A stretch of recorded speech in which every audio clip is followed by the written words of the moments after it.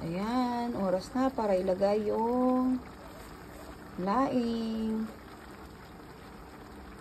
Ayan, doon po ang ating Maraming lahat. ginataang laing with santol.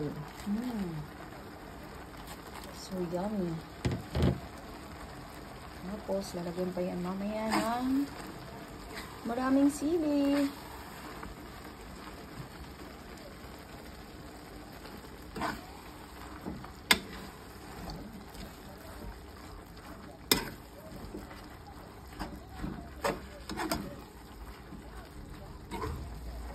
O, diba? Sarap-sarap niyan.